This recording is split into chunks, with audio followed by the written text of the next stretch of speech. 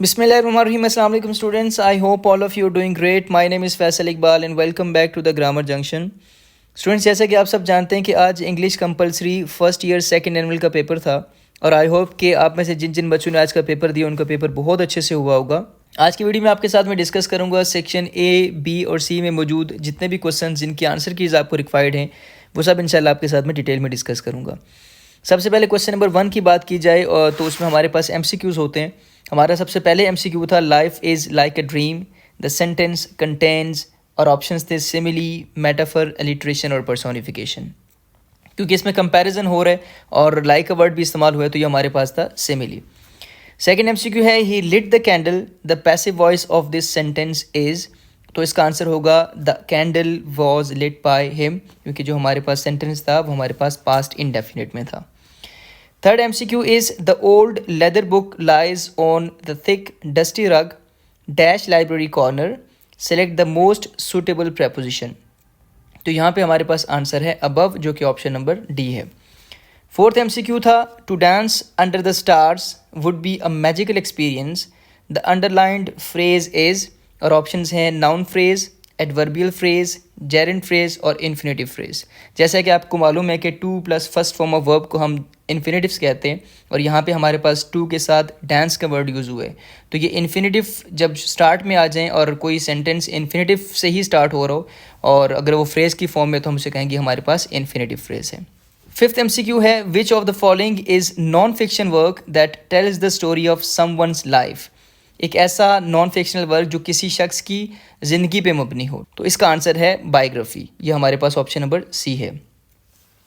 Next is he had to mug up on the subject the night before the exam to ensure he passed, the meaning of the underlined phrase. तो यहाँ पे mug up का जो word है ये underlined है और इसका हमारे पास आंसर है स्टडी। तो मग अप का मतलब पढ़ना भी होता है और रिवाइज करना भी होता है। Then in seventh MCQ I received a letter from my best friend. The sentence is an example of simple sentence, compound sentence, complex sentence या compound complex sentence। तो ये हमारे पास बिल्कुल एक simple sentence है। I received a letter from my best friend। तो इसमें क्योंकि different clauses use नहीं हुए तो ये हमारे पास option number A इसका आंसर है।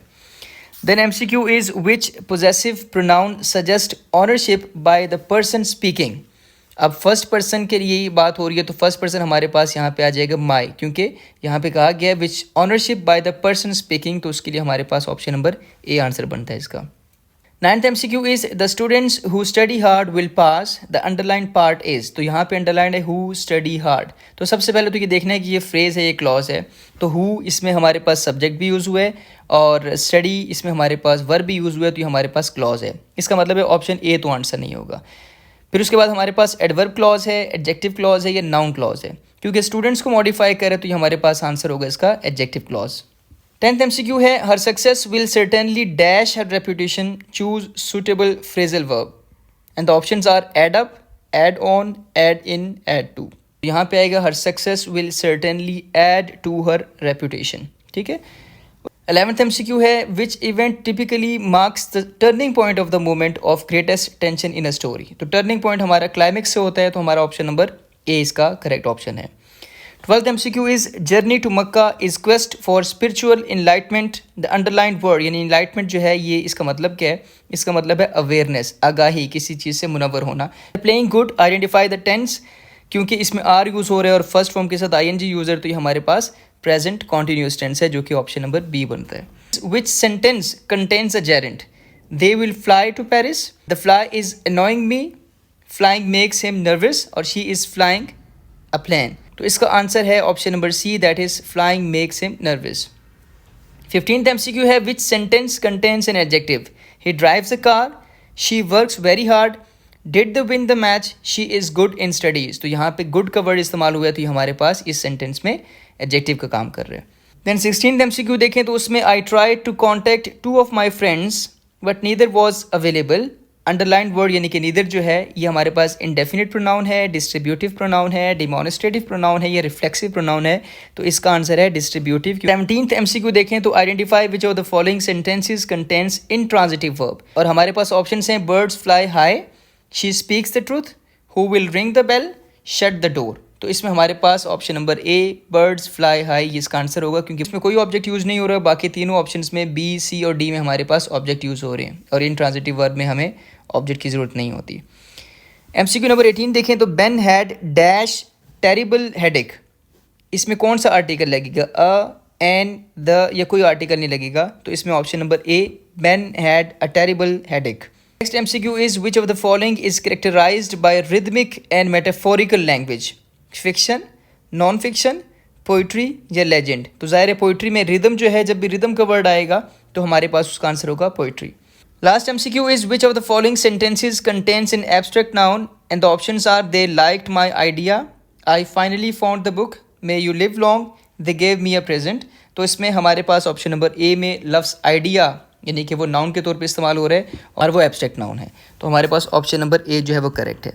इसके बाद सेक्शन नंबर बी की बात करें तो क्वेश्चन नंबर 2 का 6 पार्ट है meanings of the underline words. बाकी तो क्वेश्चन ज़ाहिर है कॉम्प्रीहेंशन बेस्ड क्वेश्चन थे, उसके तो आंसर यहाँ पे नहीं लिखे जा सकते और ना ही कोई स्पेसिफिक आंसर्स थे, लेकिन उर्दू में मीनिंग्स मैंने लिखे, ये आपकी आसानी के लिए लिखे, आपने पेपर में इंग्लिश में लिखने होते हैं। तो आपको जो है 4 वर्ड्स के मीनिंग्स लिखने थे, मैंने सबके यहाँ पे मीनिंग्स लिख दिए। लिम्फ का मतलब होता है लंगड़ाना या कमज़ोर, मेडेंट का मतलब होता है पागल हो जाना या गुस्से में आना, टेरर खौफ या दहशत को कहते हैं, सीज्ड काबू किया या पकड़ लिया, और सोरिंग का मतलब होता है बुलंदी पर प्रवास करना। इनके जो इंग्लिश मीनिंग्स बनते हैं, लिम्फ का इंग्लिश मीनिंग है वॉक विद डिफ़िकल्टी, वीक और lacking firmness, maddened to become very angry और enraged, driven to madness. Third one is terror और उसका मीनिंग है एक्सट्रीम फियर और dread. Fourth one is seize taken hold of sudden और forcibly, and fifth one is soaring flying और rising high in the air.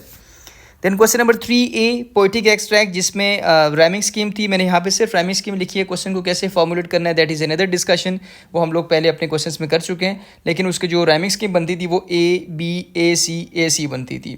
Words आप सामने देख सकते हैं, जो मैं एंडिंग वाले वर्ड्स जो हैं जिनकी बेसिस पे राइमिंग स्कीम हम लोग निकालते हैं, आई होप कि आपको पता होगा। तो यहाँ पे ये इसकी राइमिंग स्कीम बनती है। और मीनिंग्स की बात की जाए तो पेडिस्टल द बेस और support on which something stands, यानी जिसको उर्दू में पायदान कहते हैं या बुनियाद कहते हैं। डिस्पेयर मायूसी, नाउमीदी, the complete loss of hope. Colossal का मतलब बहुत बड़ा, द्यो हैकल एक्सट्रीमली लार्ज और इनॉर्मस, और स्ट्रेच का मतलब खींचना या फैलाना, टू एक्सटेंड और स्प्रेड ओवर एन एरिया और डिस्टेंस। और अगर जो दूसरा पोर्शन पोइट्री का था, जिन दो में से आपने एक करने होते हैं, अगर उसकी राइमिंग स्कीम की बात की जाए तो उसकी राइमिंग स्कीम बनती है ABBA। स्टूडेंट्स फ्रेजल वर्ब्स की बात की जाए तो malaria has dash in the city, broken out आएगा या ब्रोकन ओवर आएगा।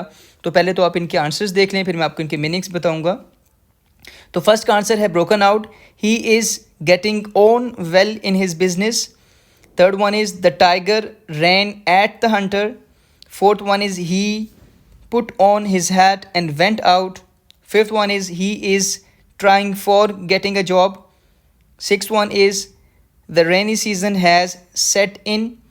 Seventh one is the flood washed away the crops. And eighth one is he turned up late for the dinner.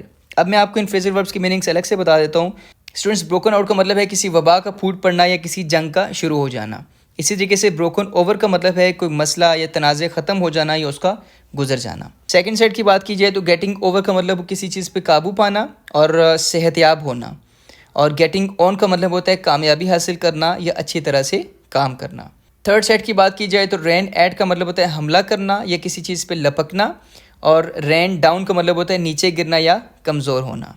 Then put on का मतलब होता है पहनना, और put out का मतलब होता है किसी चीज़ को बंद करना या किसी चीज़ को बुझाना। ट्राइंग आउट का मतलब होता है आजमाना, और ट्राइंग फॉर का मतलब होता है किसी चीज़ के लिए कोशिश करना। इसी तरीके से सेटअप का मतलब होता है कायम करना या तरतीब देना किसी चीज़ को, और सेट इन का मतलब होता है जारी होना या शुरू होना। वॉश्ड आउट का मतलब होता है किसी चीज़ को धोकर ख़त्म करना, और बाज़ दफ़ा इसका मतलब होता है किसी चीज़ को ख़राब करना, और वाश्ड अवे का मतलब होता है बहा कर ले जाना। इसी तरीके से लास्ट सेट की बात की जाए तो टर्न्ड अप का मतलब है आना या ज़ाहिर होना, और टर्न्ड ओवर का मतलब होता है पलटना या उलटना। क्वेश्चन नंबर 5B की बात की जाए तो use the correct form of the verbs given in parenthesis. तो आंसर्स मैंने आपके सामने लिख दिए हैं। Every Sunday we go on my grandmother's house for lunch. Second is if it rains tomorrow we will postpone the match. One is we use to go to the beach every summer when I was a child. जब मैं बच्चा था तो हम हर गर्मियों की छुट्टियों में या गर्मियों में बीच पे जाया करते थे, साहिल पे जाया करते थे। तो यहाँ पे आएगा we use to go to the beach. Fourth one is by the end of this month I will have completed my course. Fifth one is they had not finished painting the house by the time the rain started. Sixth one is before joining the company, he had worked as a freelancer for several years. And the seventh one is every year they travel to a new country for vacation. Punctuation की बात की जाए तो the box was empty, she filled with a gasp as the telephone rang. तो the box was empty ये आपने inverted commas में लिखना है क्योंकि ये उसकी कोटेशन है। तो आपने इन्वर्टेड कॉमर्स को स्टार्ट किया, फर्स्ट लेटर को कैपिटल किया, इन्वर्टेड कॉमर्स को क्लोज किया। क्योंकि हमारे पास रिपोर्टेड स्पीच पहले आई है तो हमने रिपोर्टेड स्पीच को रिपोर्टिंग स्पीच से अलग करने के लिए कॉमा डालना है और नेक्स्ट लेटर जो है वो कैपिटल नहीं होगी, यानी शी का जो फर्स्ट लेटर है वो कैपिटल नहीं होगा।